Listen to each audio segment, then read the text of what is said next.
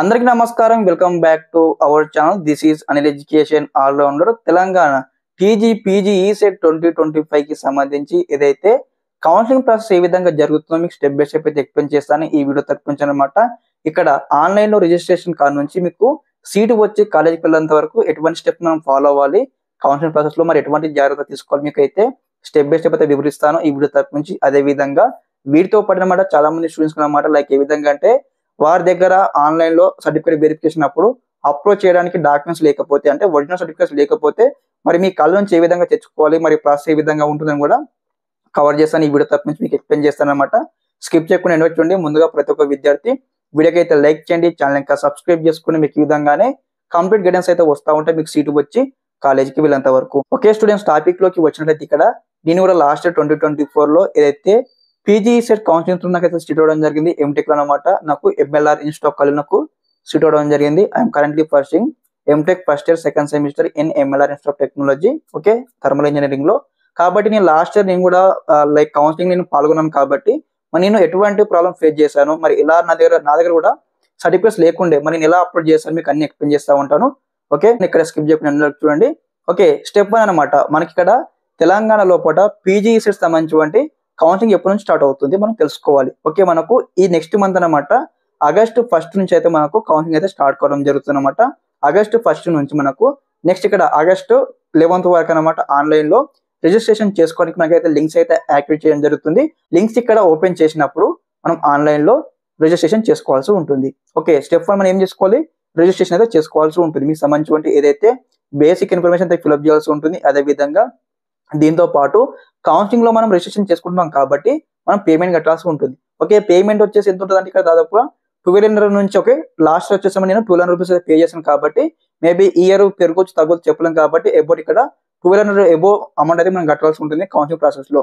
Okay, ఒకసారి మనం payment అయిపోయిన తర్వాత సెకండ్ స్టెప్ మనకి ఏముంటుంది, ఇక్కడ మీకు సంబంధించి ఒరిజినల్ డాక్యుమెంట్స్ ఉంటాయి కదా ఆన్లైన్ లో అప్లోడ్ చేయాల్సి ఉంటుంది సర్టిఫికేట్ వెరిఫికేషన్ కోసం.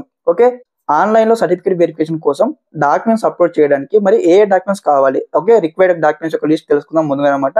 10th క్లాస్ మెమో కావాల్సి ఉంటుంది, తర్వాత 10th క్లాస్ ఇక్కడ ఏదైతే బోనోఫైడ్ కావాల్సి ఉంటుంది, అదే విధంగా ఇంటర్మీడియట్ మెమో కావాల్సి ఉంటుంది, అదే విధంగా ఇంటర్మీడియట్ బోనోఫైడ్ కావాల్సి ఉంటుంది. అదే విధంగా నెక్స్ట్ వచ్చేసి అనమాట మీరు ఇక్కడ బీటెక్ కావచ్చు, బీ ఫార్మసీ కావచ్చు, మీకు సంబంధించి ఏదైతే బీటెక్ యొక్క టీసీ ఒరిజినల్ టీసీ కావాల్సి ఉంటుంది, అదే విధంగా బీటెక్ యొక్క బోనోఫైడ్ కావాల్సి ఉంటుంది, ఒరిజినల్ బోనోఫైడ్ కావాల్సి ఉంటుంది.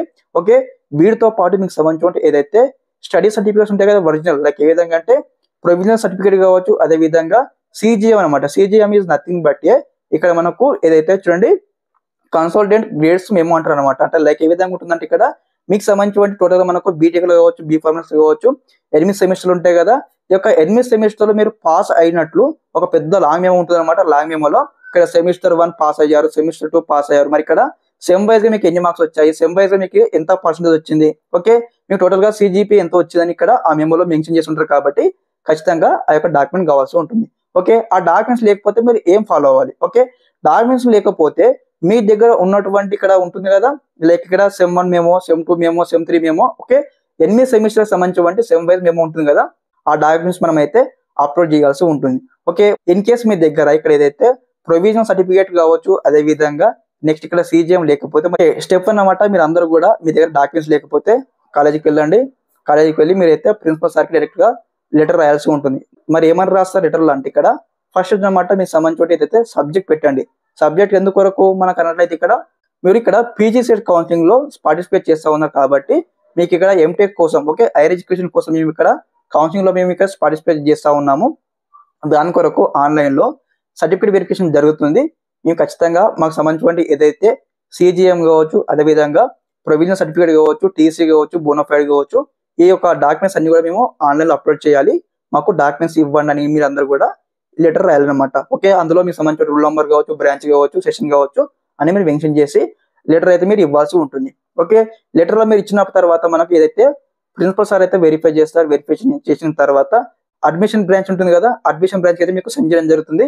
అందులో మీకు సంబంధించినటువంటి 4 సంవత్సరాల ఫీజు కట్టారా లేదా వెరిఫై చేయడం జరుగుతుంది. ఓకే, ప్రతి ఒక్క కాలేజీకి అనమాట బీటెక్ కావచ్చు, బీ ఫార్మసీ కావచ్చు 4 సంవత్సరాలు మీరు చదివారు కదా, 4 సంవత్సరాలు మీరు ఫీజు మీరు మొత్తం పే చేశారా లేదా, ఏమన్నా ఫీ పెండింగ్ ఉందా, లైక్ ల్యాబ్ ఫీజు పెండింగ్ ఉందా, లైబ్రరీ ఫీజు పెండింగ్ ఉందా అని చెక్అవుట్ చేయడం జరుగుతుంది. ఇన్ కేసు మీరు ఇక్కడ మేనేజ్మెంట్ స్టూడెంట్స్ అయితే మీకు సంబంధించి ఏదైతే టోటల్ గా ఫీ పేమెంట్ కంప్లీట్ అయినట్లయితే మీకు సంబంధించి ఏదైతే నో డ్యూ ఫామ్ ఒకటి ఉంటుందన్నమాట, ఫిల్అప్ చేయమంటారు. ఫిల్అప్ చేసేసి మీకు సంబంధించి ఏదైతే లైబ్రరీ కావచ్చు, అదే విధంగా హెచ్ఓడి సైన్ కావచ్చు, ఇవన్నీ సైన్స్ అయిపోయిన తర్వాత మీకు సంబంధించి డాక్యుమెంట్స్ అయితే మీకైతే రిఫండ్ చేయడం జరుగుతుంది, మీకైతే ఇవ్వడం జరుగుతుంది.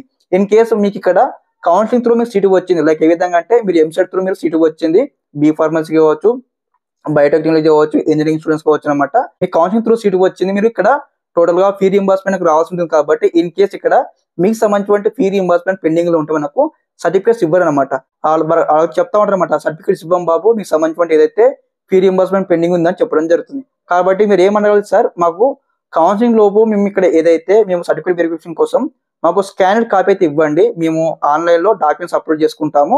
అప్లోడ్ చేసేసి ఆఫ్టర్ ఇక్కడ కౌన్సిలింగ్ అయిపోయిన తర్వాత కాలేజ్ జాయినింగ్ అయ్యే టైంలో మీకు మీ అమౌంట్ కట్టేసి మేము డాక్యుమెంట్ తీసుకుంటామని మీరు చెప్పేసి మీకు సంబంధించిన ఏదైతే ఈ యొక్క డాక్యుమెంట్స్ ఉంటాయి కదా, మీరు అందరికైతే ఫోటో తీసుకోండి. లైక్ ఏ విధంగా నేను లాస్ట్ 2024 నా దగ్గర కూడా అనమాట, లైక్ ఏ విధంగా అంటే నాకు వచ్చినటువంటి కౌన్సిలింగ్ త్రూ సీట్ వచ్చింది నాకు బీటెక్ లో, కాబట్టి నేను నాకు సంబంధించిన ఫీ రీయింబర్స్మెంట్ అనమాట టోటల్ గా గవర్నమెంట్ అయితే పే చేయలేదు, కాబట్టి నాకు పెండింగ్ ఉంది అమౌంట్. కాబట్టి నాకు కూడా ఎటువంటి డాక్యుమెంట్స్ ఇవ్వలేరు అనమాట. నేను సార్ వాళ్ళకి రిక్వెస్ట్ చేశాను, సేమ్ మీకు చెప్పాను కదా, ఇదే ఫార్మేట్ లో నేను ఇక్కడ ఏదైతే లెటర్ రాసి ఇక్కడ ప్రిన్సిపల్ సార్కి నేను సబ్మిట్ చేశాను. సబ్మిట్ చేసిన తర్వాత నాకు సార్ అన్ని గమనించిన తర్వాత ఏం చేశారంటే ఇక్కడ ఓన్లీ స్కానర్స్ కాపీ అనమాట, ఓన్లీ ఫోటో తీసుకోవడానికి పర్మిషన్ ఇవ్వండి, అతని యొక్క సర్టిఫికేట్స్ ఇవ్వండి, ఫోటో తీసుకొని మళ్ళీ మీకు రిటర్న్ ఇస్తారని చెప్పడం జరిగింది అనమాట. నాకు సంబంధించి ఏదైతే 10th మెమో కావచ్చు, ఇంటర్ మెమో కావచ్చు, తర్వాత బీటెక్ సిజిఎం కావచ్చు, ప్రొవిజనల్ సర్టిఫికేట్ కావచ్చు, నేను స్టెప్ బై స్టెప్ అయితే నా మొబైల్లో ఫోటో తీసుకున్నాను. కౌన్సిలింగ్ మటుకు అయితే సరిపోయింది. ఓకే, నెక్స్ట్ ఇక్కడ కౌన్సిలింగ్ మటుకు ఇలా అయిపోతుంది అనమాట. నెక్స్ట్ ఇక్కడ కౌన్సిలింగ్ అయిపోయిన తర్వాత ఇన్ కేస్ మీకు సీటు వస్తే, మరి సీటు వచ్చిన కాలేజీలో రిపోర్టింగ్ చేయడానికి వెళ్తాం కదా, మీకు సంబంధించి మీరు ఏదైతే ఒరిజినల్ డాక్యుమెంట్స్ మీరు సబ్మిట్ చేశారు కదా, ఆ యొక్క ప్రతి ఒక్క ఒరిజినల్ డాక్యుమెంట్స్ అనమాట మీరు కాలేజీలో చేరేటప్పుడు మీరు చూపించాలి. అక్కడ మళ్ళీ రిపోర్టింగ్ చేసేటప్పుడు మీకు సర్టిఫికేట్స్ ఉన్నాయో లేకపోతే వెరిఫై చేయడం జరుగుతుంది. కాబట్టి మరి అప్పుడు ఎలా అని మీకు డౌట్ రావచ్చు అనమాట. మళ్ళీ మీ బీటెక్ కాలేజీకి వెళ్ళండి, మళ్ళీ మీరు లెటర్ రాయాలి. లెటర్ రాస్తే నాకు ఇక్కడ నాకు ఇక్కడ హైయర్ ఎడ్యుకేషన్ ఎంటెక్ లో సీట్ వచ్చింది, నా డాక్యుమెంట్స్ ఇవ్వండి అని మీరు లెటర్ రాయాలి.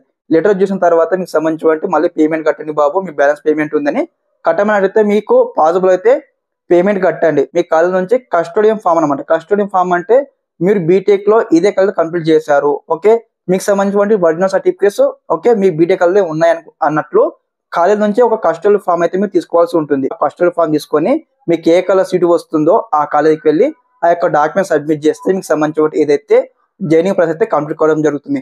ఇన్ కేసు అలా కూడా కుదరట్లేదు అంటే ఖచ్చితంగా మీరు అందరూ కూడా పేమెంట్ పే చేసేసి మీకు సంబంధించిన ఒరిజినల్ డాక్యుమెంట్స్ తీసుకొని మీకు ఏ కలర్ సీటు వస్తుందో ఆ కాలేజీకి వెళ్ళి ఆ డాక్యుమెంట్స్ సబ్మిట్ చేసి మీరు అయితే జాయిన్ అవ్వాల్సి ఉంటుంది. ఓకే, ఈ విధంగా అయితే స్టెప్ బై స్టెప్ అయితే కంప్లీట్ గా జరుగుతూ ఉంటుంది అనమాట పీజీ సెట్ కౌన్సిలింగ్. కాబట్టి అందరైతే వెరిఫై చేయండి, మీకు సంబంధించిన డాక్యుమెంట్స్ ఇక్కడ లేకపోతే సిద్ధం చేసుకొని త్వరగా. ఓకే, ఒకసారి కౌన్సిలింగ్ స్టార్ట్ కాగానే మన మొబైల్ ఫోన్ నుంచి కౌన్సిలింగ్ లో ఏ విధంగా అప్లికేషన్ చేసుకోవాలి మీకు స్టెప్ బై స్టెప్ అయితే మీకు ఎక్స్ప్లెయిన్ చేస్తూ ఉంటాను అప్కమింగ్ లో. ఇదన్నమాట ఇన్ఫర్మేషన్ ఈ వీడియో తరపు నుంచి. మీకు ఏమైనా రిగార్డింగ్ దిస్ డౌట్ ఉన్నట్టయితే వెంటనే కామెంట్ బాక్స్ లో కామెంట్ తెలియజేయండి. Okay, thanks for watching this video. జై హింద్.